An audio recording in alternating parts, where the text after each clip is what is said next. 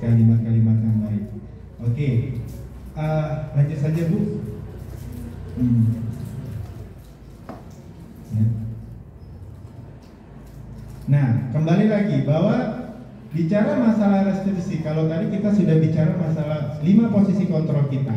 Sekarang ada kaitannya dengan restitusi. Apa itu restitusi? Proses menciptakan kondisi bagi murid untuk memperbaiki kesalahan mereka, sehingga mereka bisa kembali pada kelompok mereka dengan karakter yang lebih kuat. Tadi Bu Ina juga sudah menjelaskan, kita ingin menerapkan ya motivasi internal, bukan motivasi eksternal. Dan ini berkaitan dengan restitusi yang akan kita jalankan nanti ke depannya. Jadi ketika ada satu permasalahan tentang disiplin, maka kita bisa menggunakan segitiga restitusi ini. Silakan Bu, apa?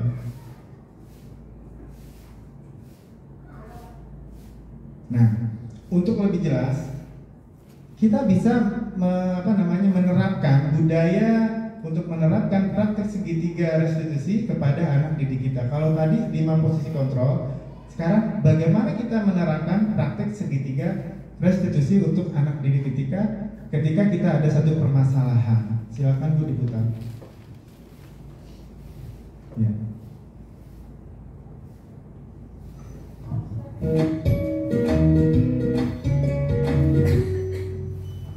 Salam dan bahagia Ibu dan Bapak guru hebat.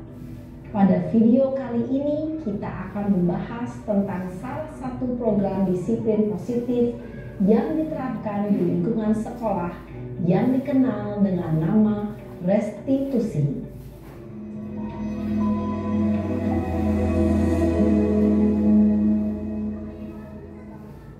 Restitusi dikembangkan oleh pakar pendidikan Diane Gosson, berlandaskan pada teori kontrol Dr. William Glasser.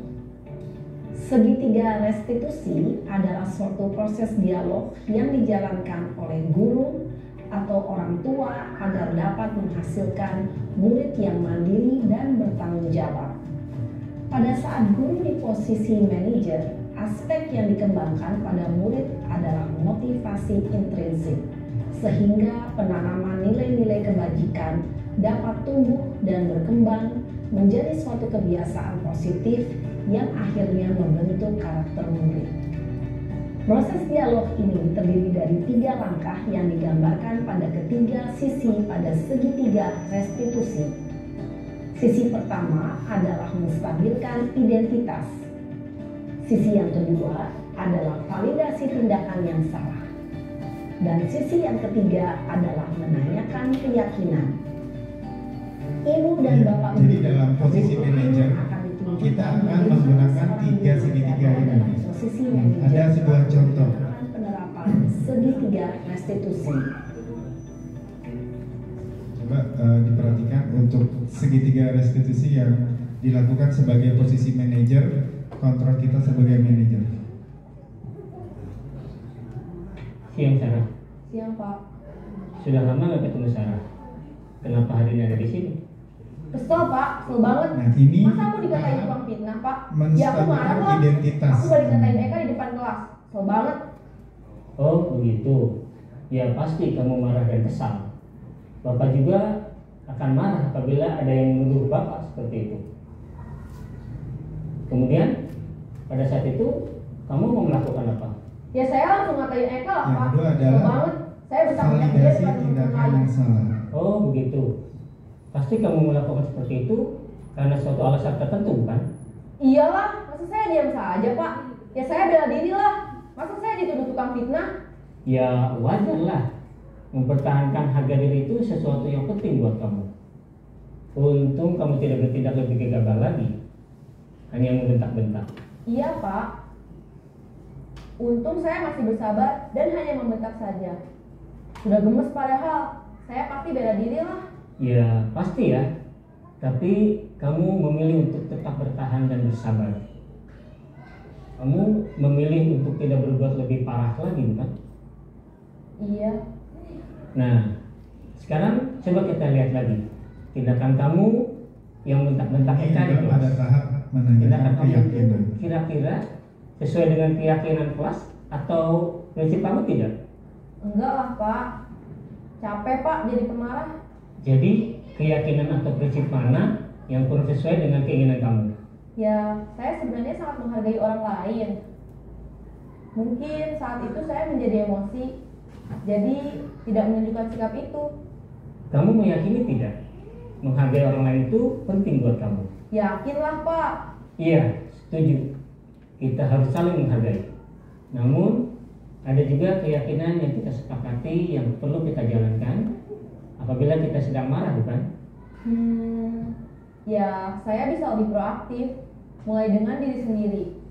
Saya bisa jadi lebih bersabar, mengambil waktu jeda untuk berpikir mau apa selanjutnya. Kira-kira kamu bersedia memperbaiki masalah ini tidak? Bersedia Pak. Kalau kamu memperbaiki masalah ini, kamu akan menjadi orang seperti apa? Saya akan menjadi orang yang bertanggung jawab kali ya Pak. Dan senantiasa proaktif. Iya, menurut kamu bagaimana rasanya menjadi orang seperti itu?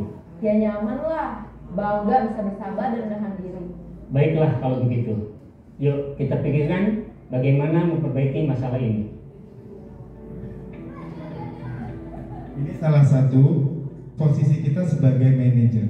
Jadi ketika ada permasalahan, kita panggil, kita validasi, kemudian kita identifikasi, baru kita buat keyakinan, kita tanyakan kembali kepada siswa tersebut sehingga siswa bisa memecahkan masalahnya sendiri.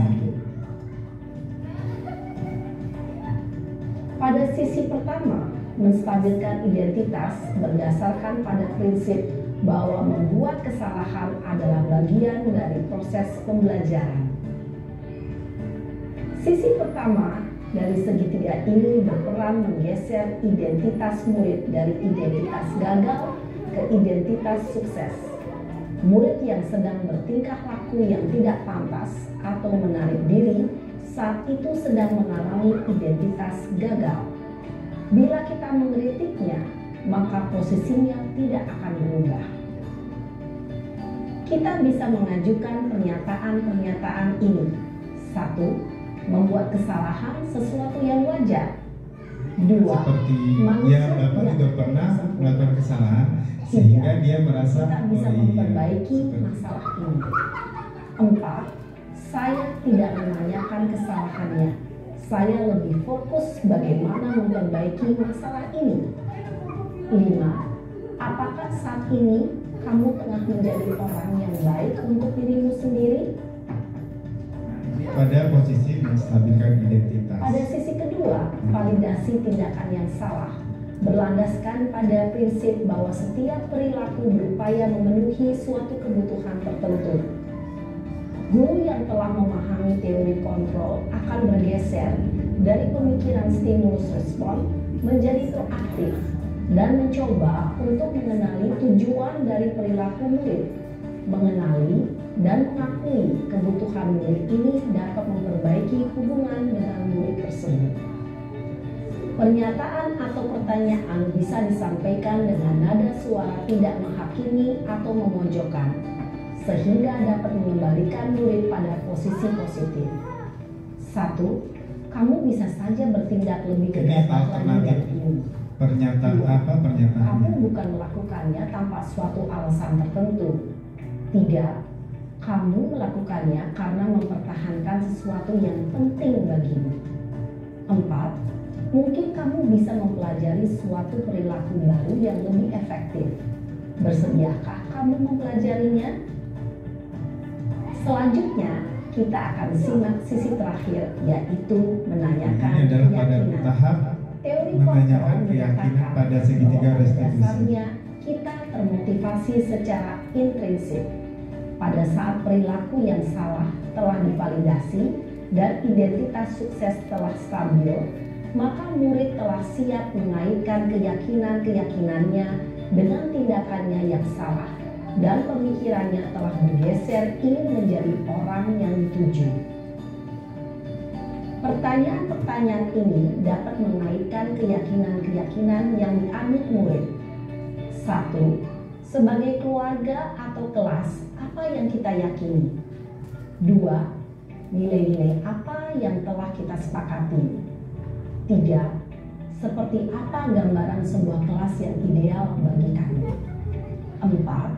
Kamu ingin menjadi orang seperti apa?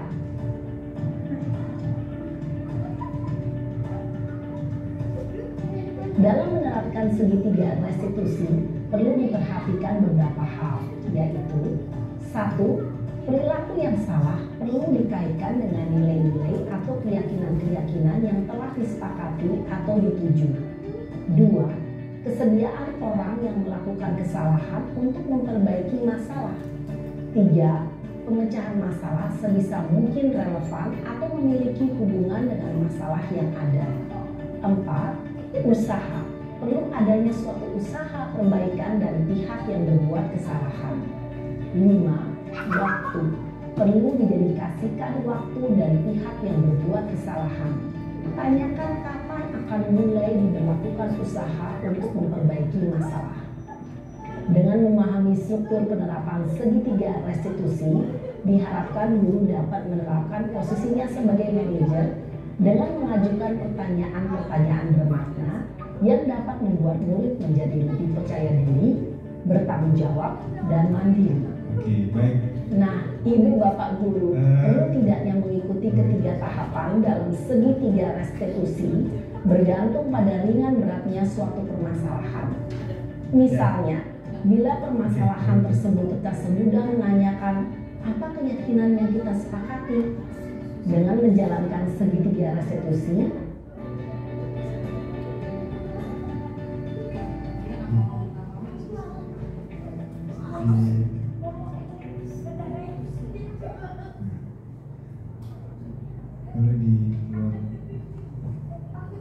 Ya baik Bapak Ibu, kalau tadi jadi keterkaitan antara segitiga restitusi ini juga ada terkaitannya dengan yang materi yang Bu Ida sampaikan tadi. Bagaimana kita bisa menerapkan atau membuat sebuah keyakinan ketika di awal pelajaran, awal tahun ajaran baru. Nah, ini berkaitan dengan posisi kita sebagai control manager. Ketika ada permasalahan, segitiga restitusi lah yang akan diterapkan. Apakah ketiganya perlu diterapkan? Tergantung dari permasalahannya. Bisa kita langsung ke validasi atau bisa kita langsung ke hanya identifikasi permasalahan. Jadi tergantung bagaimana berat atau tidak suatu permasalahan.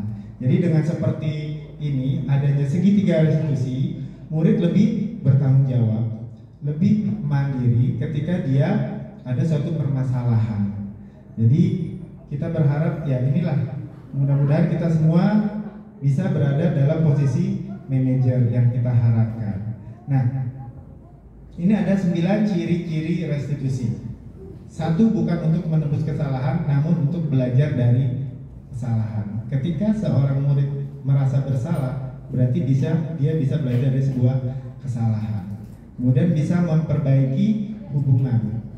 Jadi posisi manajer itu lebih menekankan untuk kepada anak agar dia tidak mengulangi kembali kesalahan. Dan kita sebagai guru hanya bisa mengontrol karena dia sendiri yang menyelesaikan. Beda halnya dengan penghukum. Kalau penghukum itu cara tidak langsung dia satu, jangka pendek oke, tapi jangka panjangnya, nah kita akan menjadi guru yang diingat, wah dulu aku gini seperti itu. Kemudian ini adalah sebuah tawaran dan bukan sebuah paksaan. Ketika ada 2 tawaran, mana yang baik tentunya dia akan memilih yang baik. Ya, bisa dilanjut Bu Werdi langsung. Nah ini tadi pendekatan segitiga restitusi tadi. Ada 3 langkah. Yang pertama apa? Menstabilkan identitas. Oke, dalam teori kontrolnya adalah kita semua akan melakukan terbaik yang bisa kita lakukan. Kemudian langkah kedua adalah validasi tindakan yang salah. Ya, semua perilaku memiliki alasan. Ketika anak melakukan sebuah kesalahan, pasti ada alasan.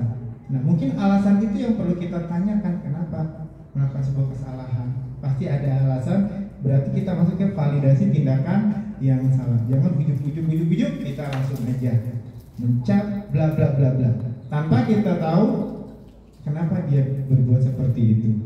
Nah, tahap yang ketiga adalah menanyakan sebuah keyakinan. Jadi kita bisa kembalikan kepada anak tersebut. Nah, ini gambarannya segitiga restitusi. Lanjut.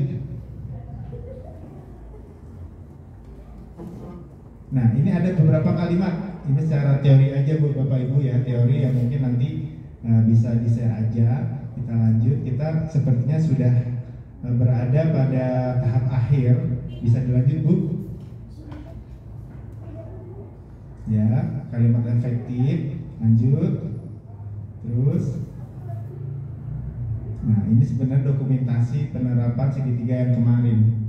Ya, ini memang harus menjalankan, padahal kita tidak ada kasus, tapi kita kasuskan. Dalam arti ini, bagaimana kita bisa menerapkan segitiga restitusi ini? Dan memang ini harus kita dokumentasikan. Nah, kebetulan yang jadi ini adalah Alia dan Sani. Oke, lanjut. Ya, thank you, terima kasih.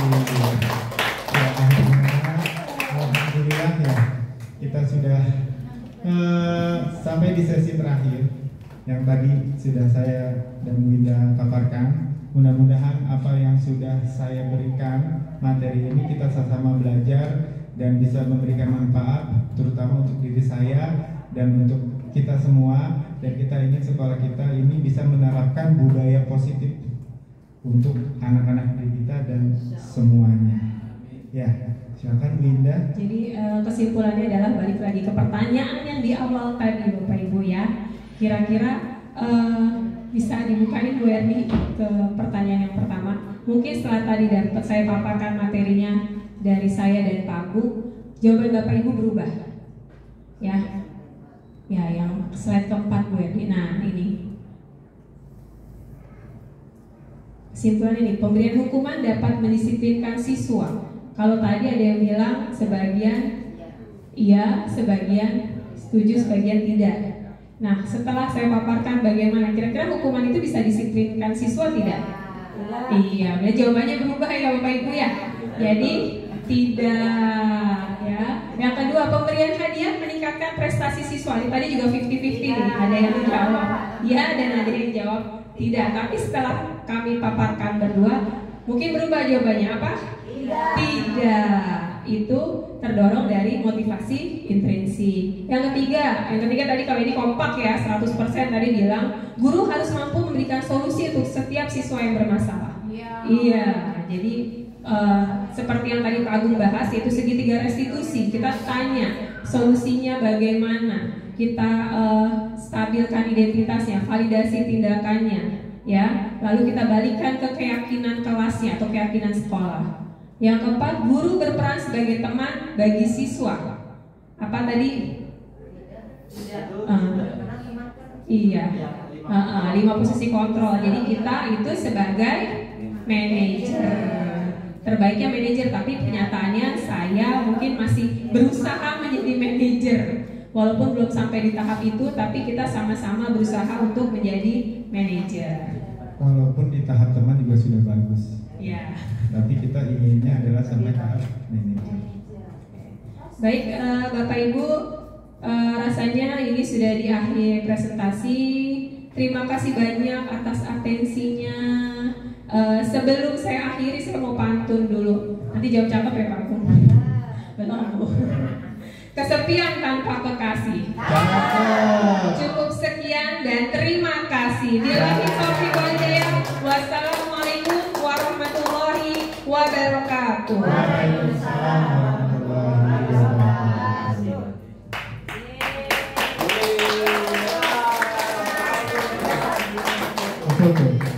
Foto-foto dulu ya, Bu Erni, Pak Agung.